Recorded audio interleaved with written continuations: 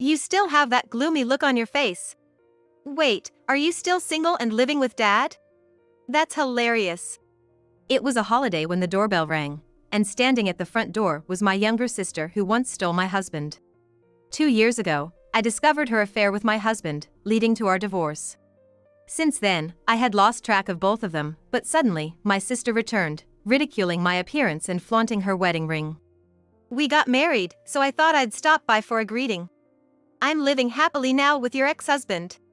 My name is Zoe. Ever since I was young, I've been complex about my appearance. My face and body are average, with no distinctive features. To others, I'm just ordinary, but I have a beautiful younger sister, Sophia. Ever since we were young, I've been constantly compared to Sophia, who is 5 years younger than me, in terms of appearance. Relatives would often comment behind my back, Sophia is so pretty, and Zoe is so plain. Are they really sisters? I accidentally overheard them saying such things.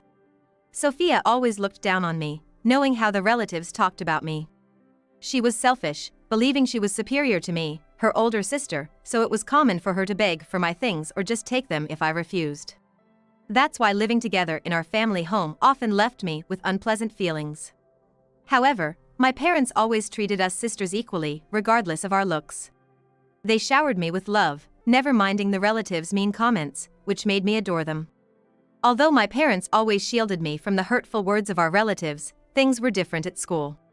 There, I couldn't escape the harsh comparisons.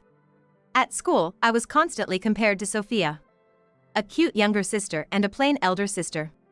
Facing these comparisons often, I resolved to excel in studies, knowing I couldn't compete in looks. Thanks to that, I kept my grades at the top of my class.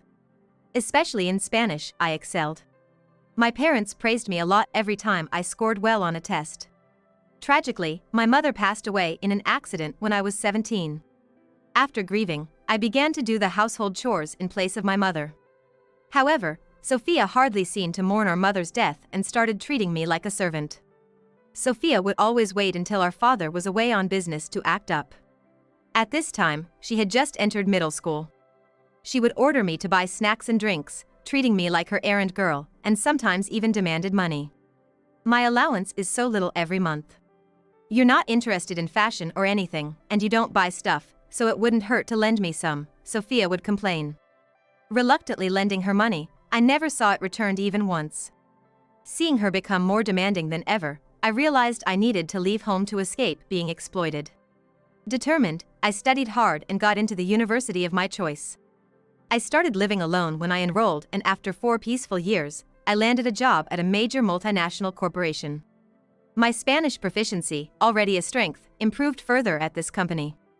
Despite the challenges, I found fulfillment in my work, dedicating myself to it for 5 years. Then, a younger male colleague, who joined the company that year, suddenly confessed his feelings to me. Actually, I've been attracted to you since I first saw you, Zoe. Would you go out with me? He asked one day after work. This colleague, Joseph, who was 5 years younger than me, would later become my husband. Why me? Is this some kind of joke? I was more perplexed than happy when he confessed. After all, Joseph was quite handsome and popular in the office. Despite the fact that there were many more beautiful employees at the company than me, Joseph chose to confess to me, someone with a plain appearance. I couldn't help but suspect that he might just be playing around, though I felt sorry for doubting him. But Joseph looked at me earnestly and continued. I've always admired how hard you work and how well you take care of your juniors. I find your dedication and kindness really attractive. I was surprised to hear this from Joseph, someone I had hardly spoken to before. I never expected someone like him, who seemed to have it all, to notice someone like me. Truthfully, until Joseph confessed, I hadn't paid him any special attention.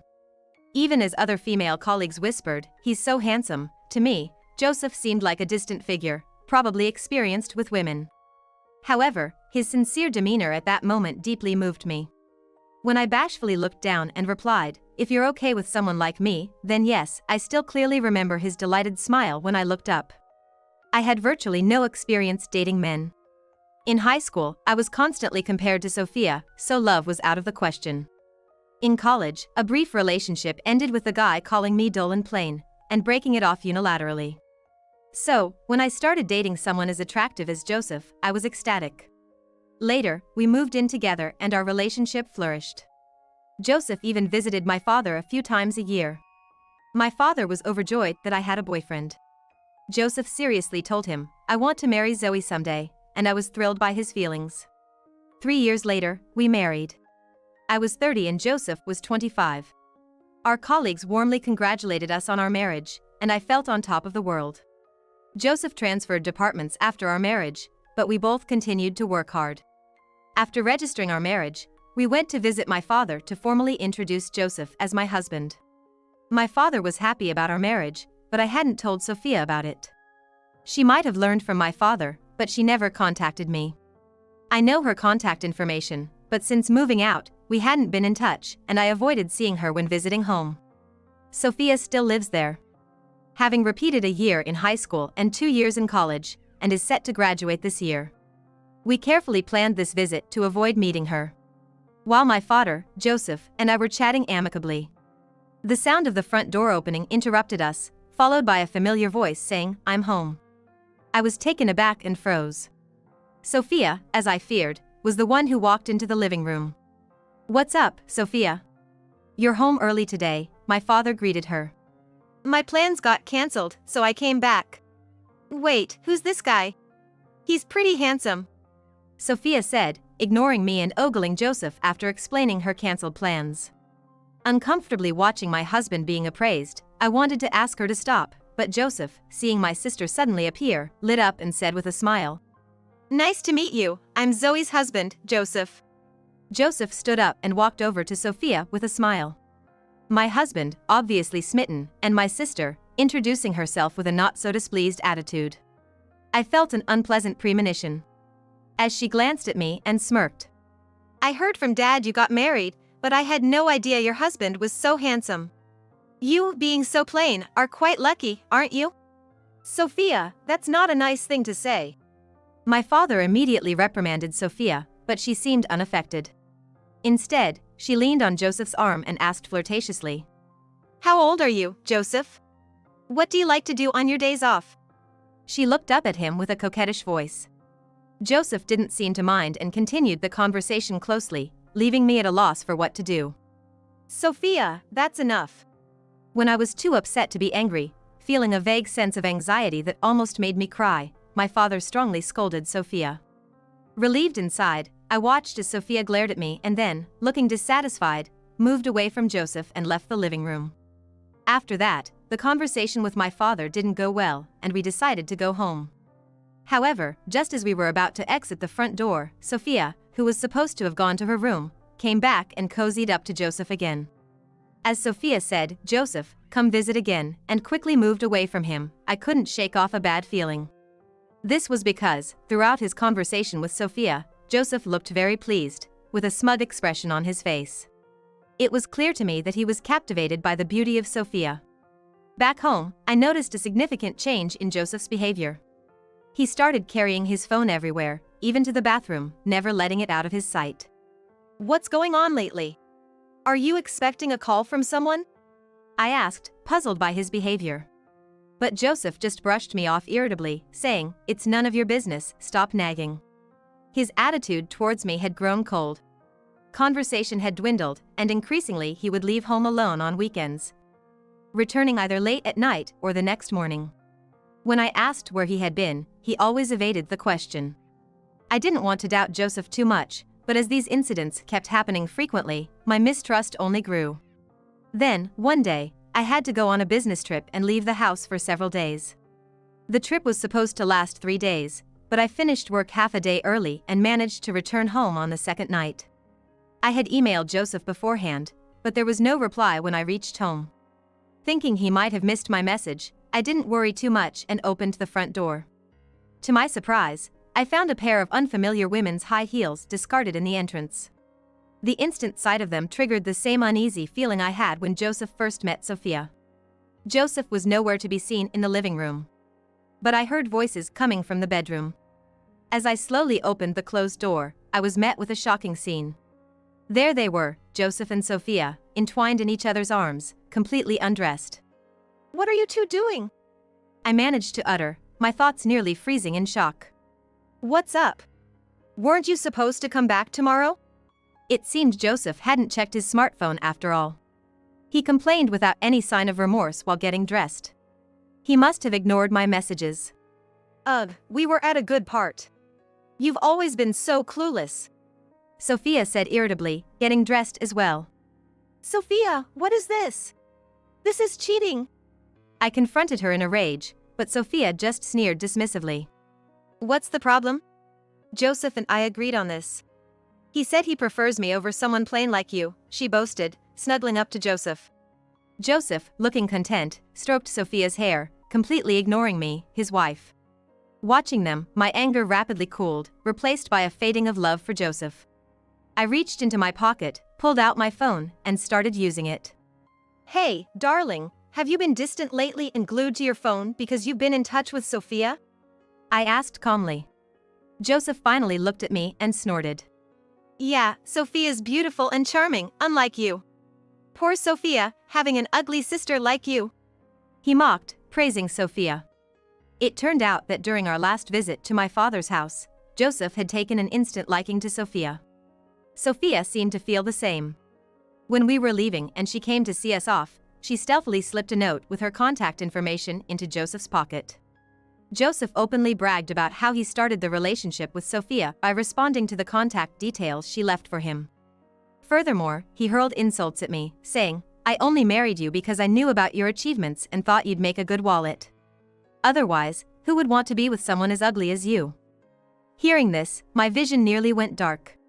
His words plunged me into darkness. His sincere demeanor when he confessed to me was just a lie to deceive me.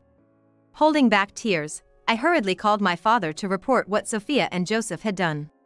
My father arrived promptly, saw them together, and shouted, What foolishness is this? Sophia showed no remorse, even as our father scolded them. Joseph shamelessly admitted, I'm sorry, but I've fallen in love with Sophia. Disappointed, my father sighed deeply.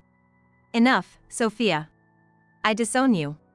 I've overlooked your selfishness until now, but not anymore. Don't expect any help with job hunting or come back home, he said sternly. Unmoved, Sophia retorted. Fine. I'll be happy with Joseph anyway. Not a single word of apology to our father, despite being raised by him until today. My disgust towards her grew. I glared at them both, reached my limit, and declared, Fine, do as you please, Joseph. I want a divorce. Good riddance. Don't ever show me your ugly face again. I was so over Joseph's insults they didn't even register anymore. The thought of having spent even a moment married to someone like him seemed utterly foolish to me. After I told Joseph about the divorce, I left him and them behind and moved out of our apartment that very day. I moved back home and quit my job, but thanks to my father, I quickly found a new one. He works at a foreign-owned company similar to the one I had been at.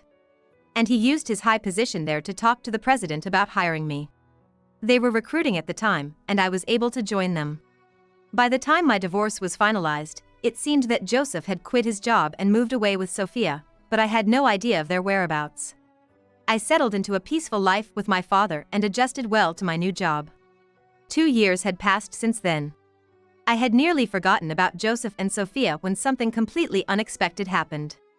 One day, a day off from work, the doorbell rang while I was doing housework. When I opened the door, there stood Joseph and Sophia, whom I hadn't heard from in so long. At the sight of me, they both smirked condescendingly. Hey, ugly, how have you been? Joseph said to me, catching me off guard with their sudden visit. You still have that plain look on your face. Seriously, are you still single and living with Dad? That's hilarious.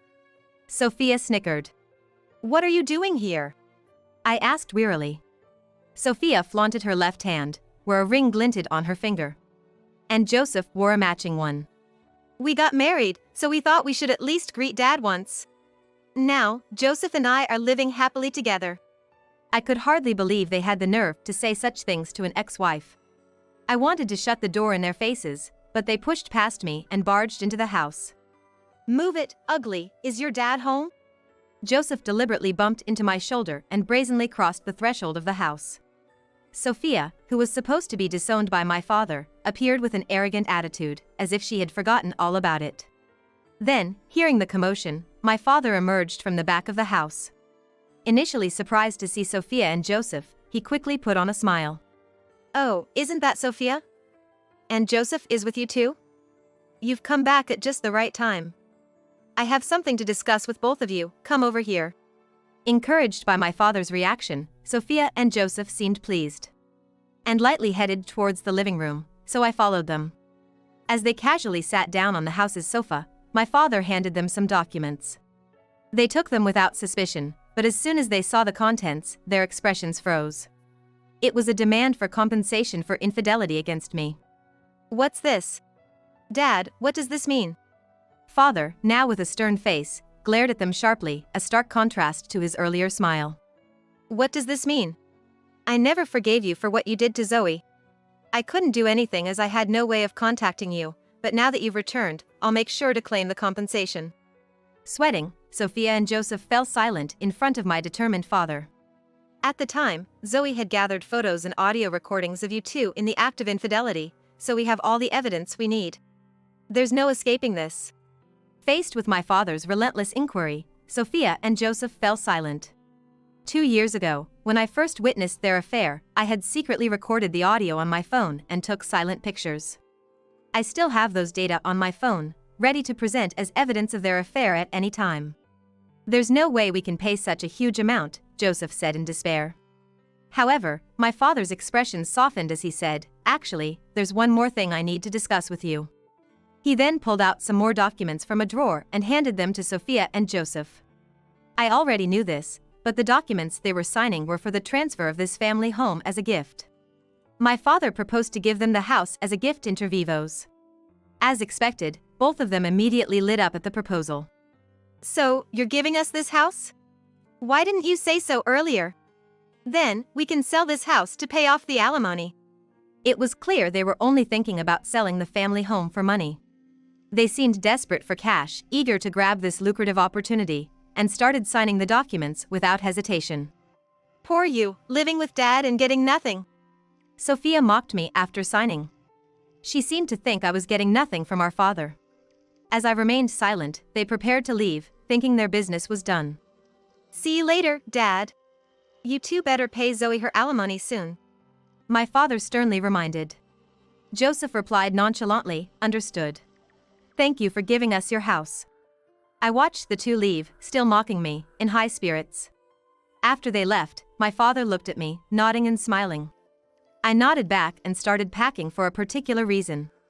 Actually, my father and I had already planned to move out of this house soon. When Sophia and Joseph appeared, it was perfect timing for my father to propose the gift inter vivos. After we left, they tried to sell the house quickly, but it was old and significantly deteriorated. I know this because they called once about it. "You really had the nerve to stick us with such a rundown house, it's not even worth any money." As soon as the call connected, Sophia was fuming, but I had no intention of taking her seriously. "You were the ones who happily signed the contract, I don't know anything about the money. All I care about is getting my alimony." "No way!" I ignored Sophia's dismay and hung up the phone. In the end, selling the house didn't come close to covering the alimony, and it seemed Sophia and Joseph ended up in debt, working tirelessly every day. Joseph had already switched jobs, but his salary was lower than at his previous company, making their life more difficult. Furthermore, Sophia, who had lived off her parents' and Joseph's earnings until now, had never worked a day in her life. So, she was reportedly struggling a lot with the unfamiliar work life at the company she managed to get hired at. One day, as they were burdened with a hefty debt, my sister and her husband called me again. However, I was on a plane with my father at the time and had turned off my smartphone, so I didn't notice the call. We were on an international flight, out of range for over half a day. After getting off the plane and checking my smartphone, there were dozens of texts from Sophia and Joseph, demanding a redo of the gift inter vivos. How selfish can they get? We've already received the alimony, and I have no intention of getting involved with those two anymore, my father muttered, apparently having received a ton of texts as well.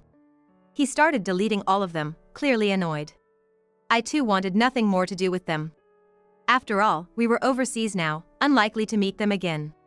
From then on, I blocked their calls and contact details, cutting off any communication from Sophia and her husband. In fact, my father and I had decided to live overseas from now on. And now, I'm remarried, and my husband was with me on the plane. I met my husband through a company I joined, thanks to my father's arrangement. He was an expat employee from abroad, drawn to my intelligence and thoughtfulness. He approached me, and soon after, we got married. Recently, my company launched an overseas expansion project, and with my ability to speak Spanish, my husband, my father, and I relocated abroad as a team of 3. Thanks to my husband, a local resident, we were able to purchase a luxurious detached house. Since moving into our new home, I've completely forgotten about the unpleasant experiences back in the US. Now, I'm living freely and working hard in this new land. Together with my husband and father, I find great fulfillment in our overseas project and am thoroughly enjoying our new life. On weekends, we visit beautiful sceneries, living happily as a family of 3.